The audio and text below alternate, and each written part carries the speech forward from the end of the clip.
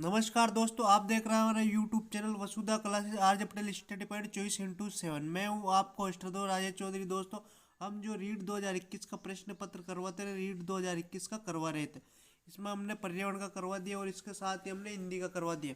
अब जो हम खंड तीसरा करवा रहे हैं, इसमें जो भाषा सेकंड संस्कृत है, इसके भी कुल 30 प्रश्न होते हैं और सभी प्रश्न करना अनिवार्य है। उससे पहले मैं आपको बता दूं, आपके जो एडमिट कार्ड है दोस्तों, 1 या 2 दिन में आ जाएंगे। आज या कल में आपके एडमिट कार्ड आ जाएंगे, तो आपको इससे पता भी लग जाएगा आपका सेंटर कहाँ है। तो अपना सेंटर आने का जो पता कंफर्म कर लेंगे एडमिट कार्ड से, तो उससे आपको क्या होगा दोस्तों, ये पता रहेगा कि आपको एग्जाम देने कहाँ जाना है। उस हिसाब से आपको जो तैयारी में लगे रहना है। बस आपके जो एग्जाम के कुछ दिन बचे हैं, ज़्यादा टाइम नहीं बचा है, तो कंटिन्यू जितना हो सके उतना अधिक से अधिक पढ़े और रेगुलर पढ़े। तो चलिए हम टेस्ट शुरू करते हैं। हमारा पहला क्वेश्चन 61 नंबर का, वर्णमाला विधि, शब्द शिक्षण विधि, वाक्य शिक्षण विधि इत्यादि त्रय विधिये संति। ए वाचन शिक्षण की, बी श्रवण शिक्षण की, सी चिंतन शिक्षण, डी स्मरण। आपको राइट आंसर बताना है। राइट आंसर कौन सा है 61 वाले क्वेश्चन में? राइट आंसर बताइए। वर्णमाला विधि, शब्द शिक्षण विधि, वाक्य शिक्षण विधि, ये तीनों विधियां जो है कौन से शिक्षण के अंतर्गत आती है? तो इसमें राइट आंसर बताइए। ये तीनों विधियां, वर्णमाला विधि, वर्णमाला में क्या करता है, बच्चा लिखता है। शब्द शिक्षण में भी बालक शब्द पढ़ता है। वाक्य शिक्षण में भी वाक्य। तो स्मरण विधि, तो स्मरण तो रटने पादर, चिंतन यानी सोचा भी नहीं और श्रवण भी नहीं कर रहा, क्या कर रहा, वाचन शिक्षण की विधियां तीनों। ये वर्णमाला विधि, शब्द शिक्षण विधि, वाक्य शिक्षण विधियां जो है तीनों कौन से अंतर्गत आएगी, वाचन शिक्षण के अंतर्गत आएगी। तो 61वां क्वेश्चन है हमारा, राइट आंसर कौन सा हो जाएगा, ए वाला। चलिए आगे बढ़ते हैं। अगला क्वेश्चन है हमारा 62 नंबर का, अदिता नाम पाठ नाम स्मरणाय प्रबलम साधनम भवति। ए शामपट, बी पाठ्य पुस्तकम, सी चित्राणी, डी संगणक यंत्रम। तो आपको राइट आंसर बताना। 62 में राइट आंसर क्या होगा? अदिता नाम पाठ नाम स्मरणाय प्रबलम साधनम भवति। मतलब पाठ को याद करने का सबसे जो प्रबल, स्मरण रखने का जो सबसे प्रबल साधन कौन सा है? तो बताइए सबसे प्रबल साधन कौन सा होगा? जो पाठ है उसको याद करने का सबसे अच्छा साधन क्या है? श्यामपट। श्यामपट पर तो अध्यापक लिखने के बाद मिटा देते हैं, तो ये तो प्रबल होगा ही नहीं। चित्र एक बार देखते हैं, लेकिन संगणक कंप्यूटर को भी अपन साथ नहीं रख सकते, लेकिन पाठ्य पुस्तक जो पाठ को याद करने का सबसे प्रबल माध्यम होता है। तो हमारा 62 में राइट आंसर कौन सा हो जाएगा? बी वाला हो जाएगा। चलिए अगला क्वेश्चन है हमारा 63 नंबर का, यत्र प्रश्नेषु दो स्तंभो निर्मीयते एकस्मिन् स्तंभ एकम तथ्यम भवति द्वितीयं चापर द्वयो तथ्योयो परस्परम संबंधम भवति अत्र प्रश्नस्य प्रकारम भवन्ति। कौन सा प्रश्न? एकांतर विकल्प, बहुविकल्प, मेलनम, रेगिस्तान पूर्ति। तो आपको राइट आंसर बताना। 63वें क्वेश्चन में राइट आंसर कौन सा होगा? बताइए 63वें क्वेश्चन में राइट आंसर कौन सा होगा? यत्र प्रश्न दो स्तंभ निर्मित है, मतलब ऐसा प्रश्न होता है जिसमें दो स्तंभ निर्मित होते हैं, एक इस तरफ एक इस तरफ। एकस्मिन स्तंभ एक तथ्यम भवति, एक तरफ के जैसे 1 2 3 ऐसे लिखे रहते हैं, और द्वितीयम चापर, और इधर भी कितना होते हैं, जो 4 स्तंभ होते हैं, दो तथ्यों परस्पर संबंध। इधर वाले और इधर वालों का क्या होता है, संबंध होता है। अपन ऐसे करके नहीं मिलाते, ये 1 में, ये 2 में, ये 3 में, ये 4 में। तो ये कैसा है, एकांतर विकल्प वाला भी नहीं है, बहुविकल्पी भी नहीं, रिक्स्थान पूर्ति मेल न, मतलब मिलान प्रश्न होता है। तो 63वें क्वेश्चन में हमारा राइट आंसर कौन सा हो जाएगा? 63वें क्वेश्चन में राइट आंसर हो जाएगा सी वाला, मेल न, मतलब मिलान करने वाले जो प्रश्न होते हैं उसमें दो स्तंभ होते हैं, और दोनों तरफ के जो ये वो लिखे होते हैं वाक्य, उनमें एक दूसरे से संबंध होता है, दोनों एक दूसरे से संबंधित होते हैं। उसका इधर वाले का उत्तर इधर वाला छिपा रहता है। तो 63वें क्वेश्चन में राइट आंसर कौन सा हो जाएगा? 63वें क्वेश्चन में राइट आंसर सी वाला हो जाएगा। चलिए अगला क्वेश्चन है 64 नंबर का, कस्यां परीक्षाया ग्रंथस्य कमापि राम समस्याया प्रस्तुति करते तस्यां छात्र तर्क वितर्कण स्वविचारेण प्रकटयन्ति। कौन शास्त्रार्थ परीक्षा, बी साक्षात्कार परीक्षा, सी लिखित परीक्षा, डी निबंधात्मक परीक्षा। आपको राइट आंसर बताना। 64वें क्वेश्चन में राइट आंसर कौन सा होगा? कस्या परीक्षाएं ग्रंथस्य कामापि समस्याएं प्रस्तुतिकर्त तस्याम छात्र तर्क वितर्क स्वविचारण प्रकट।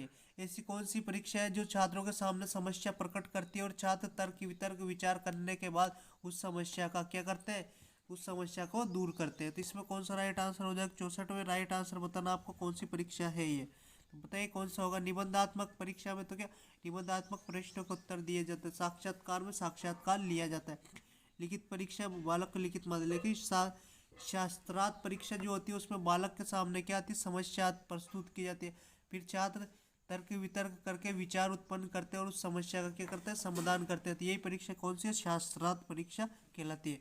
64 में हमारा राइट आंसर कौन सा हो जाएगा, ए वाला हो जाएगा। चलिए अगला क्वेश्चन है 65 नंबर का। प्राचीन विधिना शिक्षा आरंभ कश्यम तत्परम भवंती सम। कर्ण वेद संस्कृत, बी संवर्तन संस्कृत, सी विवाह संस्कृत, डी उपनयन संस्कृत। तो प्राचीन विधिना शिक्षारंभ कस्मात परम भवती सम, जो प्राचीन समय था उस टाइम शिक्षारंभ कौन से माध्यम से की जाती थी। तो 65वें क्वेश्चन में आपको राइट आंसर बताना कौन सा होगा। कौन सा संस्कार किया जाता जब बालक को शिक्षा के लिए भेजा जाता था, तो उस टाइम कौन सा संस्कार किया था।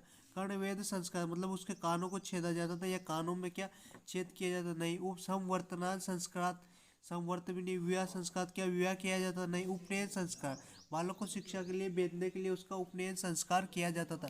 तो 65 में हमारा राइट आंसर कौन सा हो जाएगा, डी वाला राइट आंसर हो जाएगा। क्योंकि उस समय जो बालक को शिक्षा के लिए भेजने से पहले उसका उपनयन संस्कार होता था। उपनयन संस्कार होने के बाद ही बालक क्या शिक्षा के लिए जा सकता था। तो 65 में राइट आंसर कौन सा हो जाएगा, डी वाला। अगला क्वेश्चन हमारा 66 नंबर का। निम्नलिखित सूक्ते समुचित पदे रिक्तस्थानम पूर्यते। निम्नलिखित सूक्ति है समुचित पद मतलब उचित पद जो है रिक्तस्थान में लगा लिखना है अपन। ज्ञानम भारम विना, ए धनम बी क्रियाम, सी दानम डी विद्याम। आपको जो उचित पद है वो रिक्तस्थान में कौन सा आएगा ये बताना है। तो बताइए 66वें क्वेश्चन में राइट आंसर कौन सा होगा। ज्ञानम भारम विना, धनम आएगा, क्रिया दानम या विद्याम। तो क्या है, ज्ञानम भारम क्रियाम विना क्या होता है, ज्ञानम भारम क्रियाम विना। तो 66वें क्वेश्चन में हमारा राइट आंसर हो जाएगा बी वाला। कौन सा हो जाएगा, बी वाला। इस सूक्ति में जो है समुचित पद आएगा क्रियाम, ज्ञानम भारम क्रियाम विना। तो 66 में राइट आंसर कौन सा हो जाएगा, बी वाला राइट आंसर हो जाएगा। चलिए अगला क्वेश्चन हमारा 67 नंबर का। अष्टाविंशति संख्या अस्ति, ए 820, बी 28, सी 38, डी 48। आपको राइट आंसर बताना। अष्टाविंशति संख्या अस्ति, 67वें क्वेश्चन में राइट आंसर कौन सा होगा। पहले तो आपको पता होना चाहिए अष्टाविंशति संख्या क्या होती है। विंशति का मतलब तो क्या होता है, 20 होता है। अष्ट मतलब 8 होता है। तो अष्टाविंशति बराबर क्या होता है, 28 होता है। क्या होता है, अष्टाविंशति का मतलब संस्कृत में जो है संख्या उल्टी चलती है। हमारे हिंदी में क्या कहता है अपन, 28, 29, 30।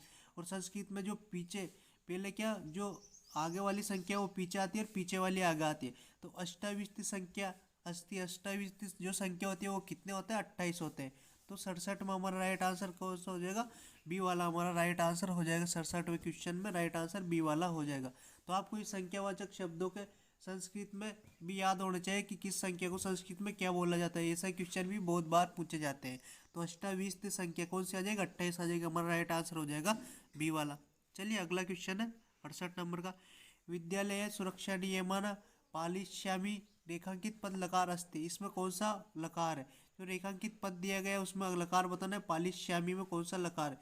विद्यालय सुरक्षा या नियम पालिष्यामि, तो इसमें कौन सा लकार, लिट लकार, बी वाले में लट लकार, सी में लंग लकार, डी में लोट लकार। आपको राइट आंसर बताना। 68वें क्वेश्चन में राइट आंसर कौन सा, पालिष्यामि मतलब भविष्य काल के रूप में प्रयुक्त हो रहा है। तो क्या ये लीट लकार आएगा इसमें। 68वें क्वेश्चन में हमारा राइट आंसर कौन सा हो जाएगा, ये वाला राइट हो जाएगा। चलिए अगला क्वेश्चन है 69 नंबर का। धनवान इत्यस्मिन् पद प्रत्यय अस्ति एव कत्वतु, बी वति, सी मतु, डी शानेच। आपको प्रत्यय बताना है इसमें कौन सा प्रत्यय, धनवान जो शब्द है उसमें कौन सा प्रत्यय स्थित है। तो बताइए 69वें क्वेश्चन में धनवान शब्द में कौन सा प्रत्यय है। कौन सा प्रत्यय होगा, कत्वतु का तो तवत शेष रहता है। क्या रहता है, तो कत्वतु का तवत शेष रहता है। तो तवत तो है ही नहीं, वान आ रहा है इसमें। वती भी नहीं और शानेज भी नहीं है। मतुप, मतुप शब्द होता है जिसका क्या मत शेष रहता है। मत का क्या हो जाता है, मान, मान का ही क्या हो जाता है बाद में वान, क्या हो जाता है वान। तो धनवान में जो प्रत्यय मतुप प्रत्यय है। तो 69 में हमारा राइट आंसर कौन सा हो जाएगा, सी वाला। धनवान जो शब्द है उसमें कौन सा प्रत्यय, मतुप, मतुप का मत शेष रहता है। मत का जो है मत का वान हो जाता है बाद में, क्या हो जाता है वान हो जाता है। तो हमारा राइट आंसर कौन सा हो जाएगा, सी वाला राइट आंसर हो जाएगा। चलिए पद्यांश में जो 70 से 75 तक के क्वेश्चन है उन सभी क्वेश्चनों का आंसर हमें पद्यांश में देना है। चलिए पहला क्वेश्चन है हमारा 70 नंबर का। व्रत दयान यज्ञ इत्यत के समास अस्ति, ए भाववीर्य समास, बी द्वंद्व समास, सी कर्मधारय समास, डी तत्पुरुष समास। तो 70 वाले क्वेश्चन में आपको राइट आंसर बताना, इसमें राइट आंसर कौन सा है।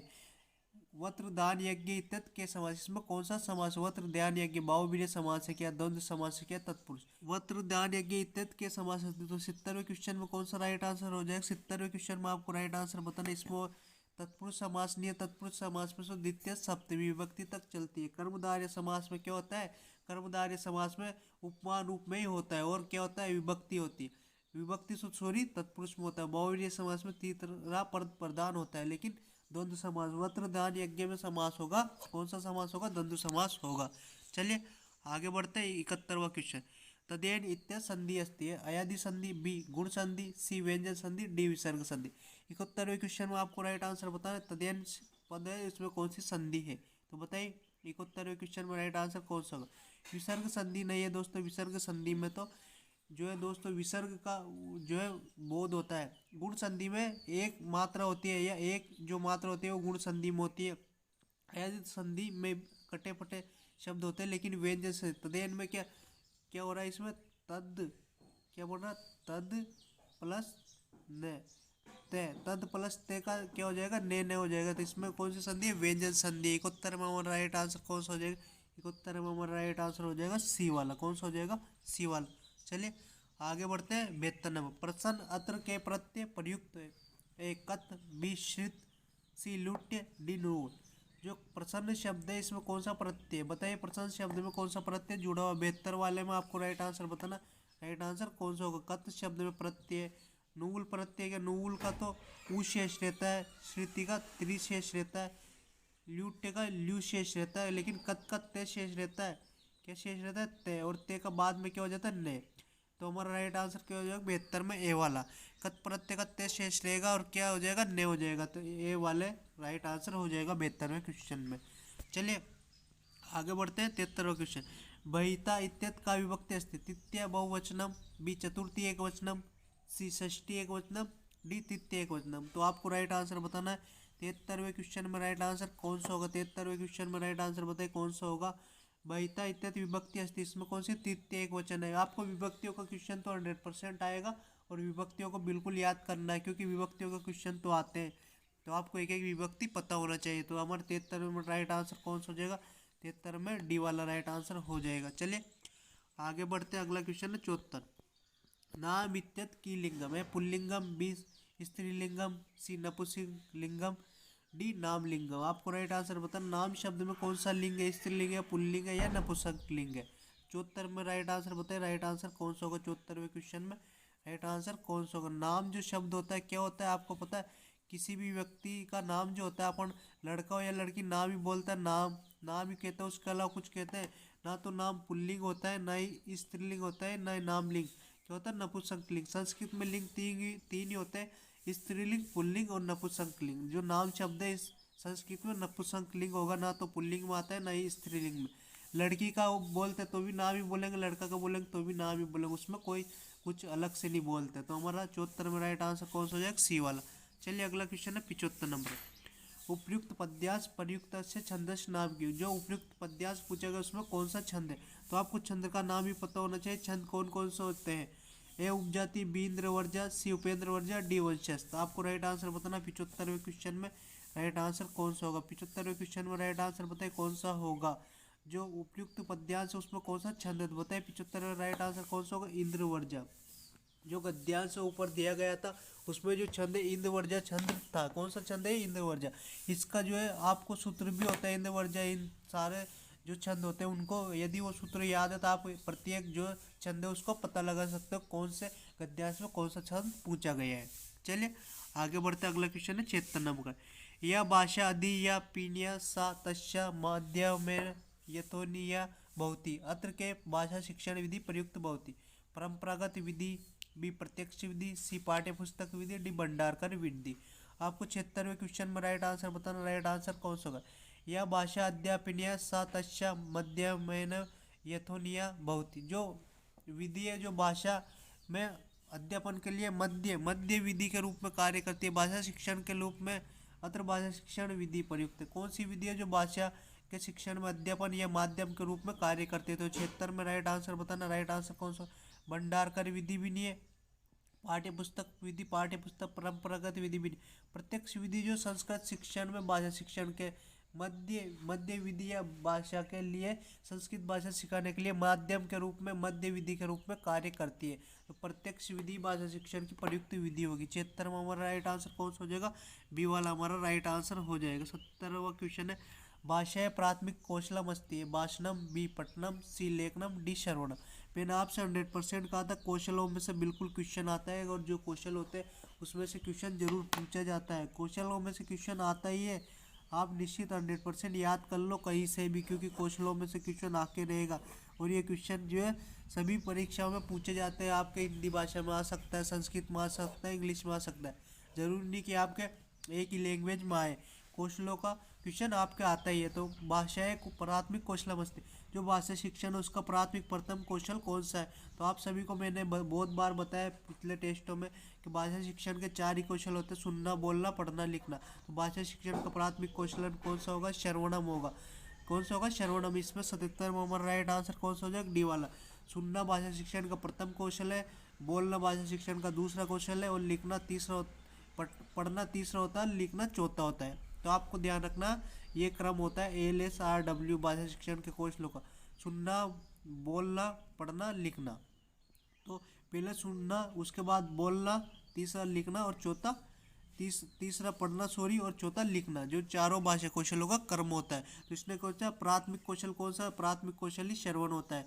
77वां हमारा राइट आंसर कौन सा हो जाएगा? 77वां हमारा राइट आंसर हो जाएगा डी वाला। कौन सा हो जाएगा? डी वाला। अगला क्वेश्चन है हमारा 78 नंबर का। पठन कौशलम भवति है। स्वस्वर वाचनम मानुवाचनस्य, बी शुद्ध लेखनम परिमार्जनस्य, सी अंताक्षरी श्लोकनजन्य, डी भाषास्य लिपि रूपम अवतराम। तो आपको राइट आंसर बताना। 78वें क्वेश्चन में राइट आंसर कौन सा होगा? पठन कौशलम भवति, जो पढ़ने का कौशल है वो कौन सा होता है? 78 में राइट आंसर बताए। 78वें क्वेश्चन में राइट आंसर कौन सा होगा? पठन कौशलम भवति, भाषा शिक्षण लिपि रूपम अवतारम। लिपि रूप मतलब लिखना थोड़ी होता है पठन कौशल। अंताक्षरी श्लोकस्य, अंताक्षरी श्लोक, जो अंताक्षरी की जाती है श्लोकों के माध्यम से, तो उसमें भी पठन कौशल थोड़ी बोलेंगे उसमें भी। शुद्ध लेखनम परिमाण, शुद्ध लिखना से भी क्या पठन कौशल होता है? से स्वर वाचन, मौन वाचन। पठन कौशल जो होता है स्वर वाचन और मौन वाचन जो होता है, यही पठन कौशल कहलाता है। यही पठन कौशल के भाग है। स्वर वाचन और मौन वाचन जो है किस में किया जाता है? पठन कौशल में किया जाता है। तो 78 में हमारा राइट आंसर कौन सा हो जाएगा? ए वाला राइट आंसर हो जाएगा। चलिए आगे बढ़ते हैं 79 नंबर का। निदानात्मक परीक्षा या उपरांत बालकस्य न्यूनतम परीक्षा कार्य शिक्षक विशिष्टम शिक्षणम कार्यते तस्य नाम किम? ए निदानात्मक शिक्षणम, बी सामान्य शिक्षणम, सी उपचारात्मक शिक्षणम, डी मिश्रित शिक्षणम। तो 79वें क्वेश्चन में आपको राइट आंसर बताना। इसमें राइट आंसर कौन सा होगा? तो बताए निदानात्मक परीक्षा या उपरांत बालकस्य न्यूनतम परीक्षा शिक्षण विशिष्ट शिक्षण कराते। मतलब निदानात्मक परीक्षा के माध्यम से अध्यापक बालक के लिए नया परिष्कारात्मक शिक्षण करवाता है। मतलब बालक को निदान मतलब समस्या का पता लगाने के बाद अध्यापक जो है समस्या का पता लगाएगा तो उसको दूर करने के लिए जो शिक्षण करवाता है वो शिक्षण विशिष्ट शिक्षण करवाता है। तो उस शिक्षण को संस्कृत भाषा में क्या कहते हैं? निदानात्मक शिक्षण कहते हैं, सामान्य शिक्षण या मिश्रित शिक्षण या उपचारात्मक शिक्षण। तो आपको राइट आंसर बताना है 89वें क्वेश्चन में राइट आंसर कौन सा होगा? तो निदानात्मक परीक्षा करवाने के बाद बालक को मिश्रित शिक्षण नहीं करवाता है, सामान्य शिक्षण भी नहीं करवाता। निदानात्मक शिक्षण से तो क्या उसकी समस्या का पता लगाता है, लेकिन उसके लिए विशिष्ट शिक्षण जो करवाता है उस किसमें? उपचारात्मक शिक्षण में करवाता है। मतलब उसकी समस्या को उपचारात्मक शिक्षण के माध्यम से दूर किया जाता है। तो 79 में हमारा राइट आंसर कौन सा हो जाएगा? सी वाला हमारा राइट आंसर हो जाएगा। चलिए अगला क्वेश्चन है 80 नंबर का। बालकस्य मूल्यांकनम भवति, वर्ष केवलम एकम वारम, वर्ष द्विवारम, वर्ष त्रिवारम सततम। बालकस्य मूल्यांकन भवति, जो बालक का मूल्यांकन होता है वर्ष में कितनी बार किया जाता है? तो 80 क्वेश्चन में आपको राइट आंसर बताना। इसमें राइट आंसर कौन सा होगा? जो बालक का मूल्यांकन है वो कितनी बार किया जाए? वर्ष में केवल एक बार। अध्यापक क्या वर्ष में केवल एक बार ही मूल्यांकन करता है? नहीं, वर्ष में द्विवारम 2 ही बार मूल्यांकन करता है कि नहीं? वर्ष में त्रिवारम नहीं। सतत मतलब अध्यापक लगातार बालक का मूल्यांकन करता रहता है। मूल्यांकन हमेशा क्या होता है? सतत और लगातार होता है। कभी भी मूल्यांकन 1 2 बार या 3 बार नहीं होता है। अध्यापक के द्वारा बालक का जो पूरे वर्ष जो अध्ययन किया जाता है, जो उसको पाठ पढ़ाया जाता है, उसका मूल्यांकन लगातार सतत और व्यापक होता है। तो मूल्यांकन हमेशा सतत और व्यापक ही होगा, कभी भी 1 बार 2 बार नहीं होगा। तो 80 में हमारा राइट आंसर कौन सा हो जाएगा? डी वाला हमारा राइट आंसर हो जाएगा। चलिए अगला क्वेश्चन 81 नंबर का। मुझे फल अच्छे लगता है इति वाक्य से संस्कृत अनुवाद कुरुते माम फलम रोचते पी महाम फलम रोचते सी मम फलम रोचते डी अहम फलम रोचते। आपको राइट आंसर बताना। 81वें क्वेश्चन में राइट आंसर कौन सा होगा, तो बताइए राइट आंसर कौन सा होगा। मुझे फल अच्छे लगते हैं, तो फल अच्छे लगते हैं इसका मतलब तो सब रोचते शब्द तो सभी में आएगा। उसके बाद फल का तो क्या हो जाएगा, फलम हो जाएगा, फलम सभी में। लेकिन मुझ का अहम नहीं होगा, क्या होगा, मुझ का अहम नहीं होगा, मम भी नहीं होगा और माम भी नहीं होगा, क्या होगा, महाम फलम रोचते, क्या बनेगा, महाम फलम रोचते। तो कैसी हुए क्वेश्चन में हमारा राइट आंसर कौन सा हो जाएगा, महाम फलम रोचते, बी वाला हमारा राइट आंसर हो जाएगा। चलिए बी एस हुआ क्वेश्चन। लीतु लसना रेगिस्तान पूर्यते दंता बी जिह्वा सी कंठ डी मुर्दा। तो आपकी जो संस्कृत भाषा है, जो वर्णमाला होती है उसको अलग अलग जो स्थानों से उच्चारण होने के कारण उनको अलग अलग सूत्र के द्वारा उसमें बोला जाता है। तो आपको सभी को वो सूत्र पता होना चाहिए, कौन से सूत्र से कौन से वर्ण है कहाँ से बोला जाता है, ये सूत्र आपको पता होना चाहिए। क्योंकि संस्कृत भाषा में जो सूत्र है उन्हीं सूत्रों के माध्यम से वर्णमाला के शब्दों का पता लगाया जाता है। कौन से वर्ण का उच्चारण जीवा से होता है, दांत से होता है, कंठ से होता है या फिर होठों से होता है, उसका पता उन्हीं सूत्रों से लगता है। तो आपको बीएससी में राइट आंसर बताना, राइट आंसर कौन सा होगा। जो बीएससी क्वेश्चन है उसमें राइट आंसर बताए। ऋतु लसनाम सूत्र के पीछे कौन से वर्ण आते हैं, मुर्दा, ऋतु लसनाम मुर्दा होता है, जीवा मूलम आता है, कंठ वाले कंठ। लेकिन ऋतु लसनाम दंता, रेगिस्तान में कौन सा स्थान आएगा, दंता। तो बीएससी में कौन सा राइट आंसर हो जाएगा, बीएससी में राइट आंसर हो जाएगा ए वाला, कौन सा, जो दंत से उच्चारण होने वाले जितने भी वर्ण होते हैं उनका सूत्र है ऋतु लसनाम दंता। तो बीएससी में हमारा राइट आंसर हो जाएगा ए वाला, कौन सा हो जाएगा, ए वाला। चलिए आगे बढ़ते हैं, अगला क्वेश्चन है 83 नंबर का। अहम पुस्तकम पठामि अस्य वाक्यस्य वाच्य परिवर्तनम भवति। अहम पुस्तकम पठ्यते बी मयां पुस्तकम पठामि सी मयां पुस्तकानि पठामि डी मयां पुस्तक पठति पठियत। तो 83 में राइट आंसर बताना, राइट आंसर कौन सा होगा बताइए। 83 क्वेश्चन में अहम पुस्तकम पठामि अस्य वाक्य से वाच्य परिवर्तन करना है। तो 83 में राइट आंसर बताइए, राइट आंसर कौन सा होगा। अहम पुस्तकम पठियत, जो जैसा का जैसा तो होता ही नहीं, क्योंकि वाच्य परिवर्तन करे तो वैसा का वैसा तो वैसे ही नहीं। मया, तीनों में मया आ रहा है तो मया तो बिल्कुल होगा। लेकिन पुस्तकम, पुस्तकम का क्या हो जाएगा बताइए, पुस्तकम का क्या होगा। तो आपको राइट आंसर बताना है। 83 क्वेश्चन, पुस्तकम का क्या हो जाएगा, पुस्तकम ही होगा, लेकिन पुस्तकानी नहीं होगा। बिल्कुल सही है। पुस्तकम का तो दो तो हमारे बाहर हो गया, बचा एक ही। पटामी का पटामी नहीं रहेगा, इसका भी चेंज होगा। तो मया पुस्तकम पठ्यते, क्या बनेगा, मया पुस्तकम पठ्यते। तो 83 में हमारा राइट आंसर कौन सा हो जाएगा, 83 में हमारा राइट आंसर हो जाएगा डी वाला। चलिए अगला क्वेश्चन है 84 नंबर का। वाक्य विधि संशोधन नगरेण परिणत क्षेत्राणि सन्ति। नगरस्य परिते क्षेत्राणि सन्ति, बी नगरात् परिते क्षेत्राणि सन्ति, सी नगरम परिते क्षेत्राणि सन्ति, डी नगराय परिते क्षेत्राणि सन्ति। 84 में आपको राइट आंसर बताना, राइट आंसर कौन सा होगा। वाक्य को संशोधन करना है, मतलब वाक्य को शुद्ध रूप में बनाना है। नगरेण परिते क्षेत्राणि सन्ति, तो नगर का तो क्या बनता है, नगरस्य भी नहीं बनता है, नगराय भी नहीं बनता है। 84 में आपको राइट आंसर बताना क्या बनता है, नगरात भी नहीं बनता, क्या बनता है, नगरम। नगर, नगरेण का बनेगा नगरम, पेरिते का पेरिते ही रहेगा, क्षेत्राणी का क्षेत्राणी संति। तो नगरेम पेरिते क्षेत्राणी संति, मगर नगर के चारों ओर पेरित मतलब क्षेत्र है, खाली क्षेत्र है, क्षेत्राणी है। नगरम पेरित क्षेत्राणी संति। तो इसका राइट आंसर कौन सा होगा, 84 में राइट आंसर हो जाएगा सी वाला, कौन सा हो जाएगा, सी वाला। ये पठित गद्यांश में 85 से 90 तक के क्वेश्चनों का आंसर हमें देना है। चलिए आगे बढ़ते हैं। पहला क्वेश्चन हमारा 85 नंबर का। अश्याम इत्यस्य का विभक्ति अस्ति प्रथमा द्वितीया षष्ठी सप्तमी। आपको 85 में राइट आंसर बताना है, राइट आंसर कौन सा होगा बताइए। अश्याम इत्यस्य का विभक्ति, इसमें कौन सी विभक्ति है, तो प्रथमा नहीं है, इसमें द्वितीय नहीं है और षष्ठी नहीं है, कौन सी, सप्तमी विभक्ति है। 85 में हमारा राइट आंसर कौन सा हो जाएगा, डी वाला हो जाएगा। चलिए आगे बढ़ते हैं 86 नंबर। विज्ञानस्य पदम संधि विच्छेद करनी है। विज्ञानस्य प्लस ईव, बी विज्ञानस्य प्लस एव, सी विज्ञा प्लस नेश्यव, डी विज्ञानस्य प्लस एव। आपको राइट आंसर बताना। 86वें क्वेश्चन में राइट आंसर कौन सा होगा। विज्ञानस्य शब्द में संधि बढ़ेगी, कौन सी बढ़ेगी, विज्ञानस्य प्लस एव। ए प्लस ए क्या हो जाएगा, दो मात्रा दीर्घ मात्रा हो जाएगी, क्या बगैर विज्ञानस्य।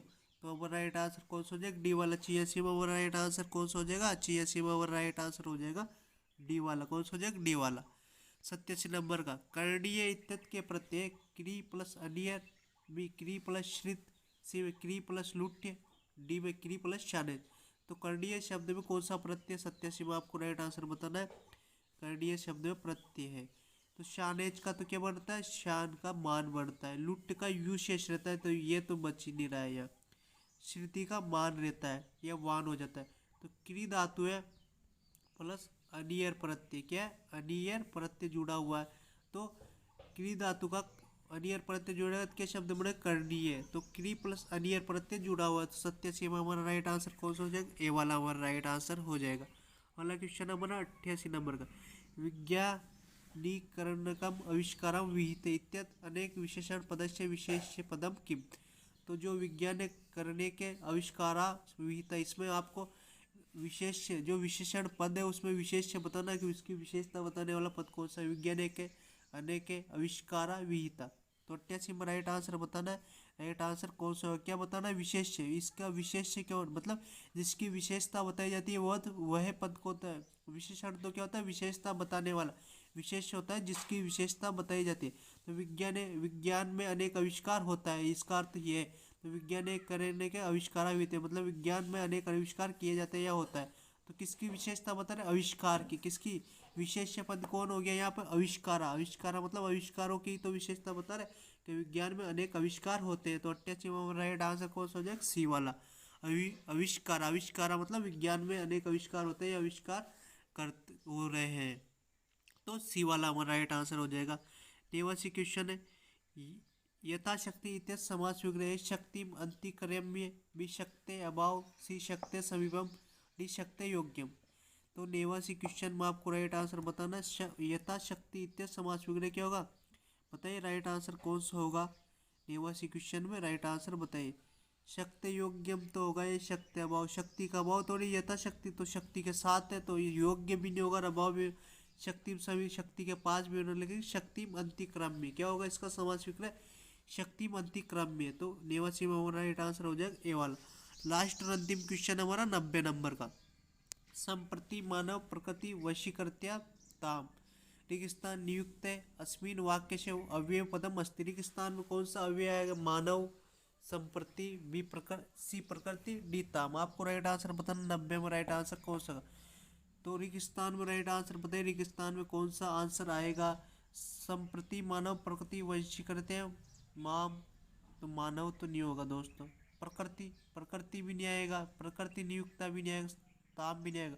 संप्रति मानव प्रकृति वंशीकृत माम संप्रति नियुक्त, मतलब मानव ने जो प्रकृति को वंशीकृत किया उसके संप्रति उसके नज़दीकी जो छेड़छाड़ की है उसको क्या है, संप्रति आएगा। तो 90 में हमारा राइट आंसर कौन सा हो जाएगा, बी वाला। कौन सा हो जाएगा, बी वाला। हमारी क्लास कैसी लगी इसके बारे में कमेंट बॉक्स में जरूर बताएं।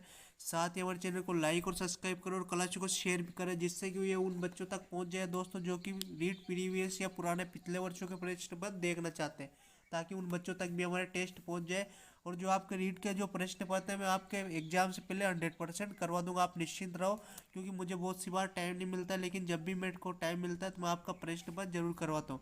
अब आपका जो रीड 2021 का एक ही पार्ट बचा है, जो साइकोलॉजी का बचा है, उसे भी मैं जल्द 1-2 दिन में करवा दूंगा। तो आप कंटिन्यू मेरे चैनल पर बने रहे, चैनल को लाइक और सब्सक्राइब करो। जो ये प्रश्न पत्र करवा रहा हूँ निश्चित आपको गारंटी लेता हूँ कि इसमें से आपके बहुत से क्वेश्चन आपके एग्जाम में आएंगे। तो हमारे चैनल को सब्सक्राइब करें और चैनल पर बने रहे। आप सभी का दिन शुभ हो, सभी को धन्यवाद साथियों।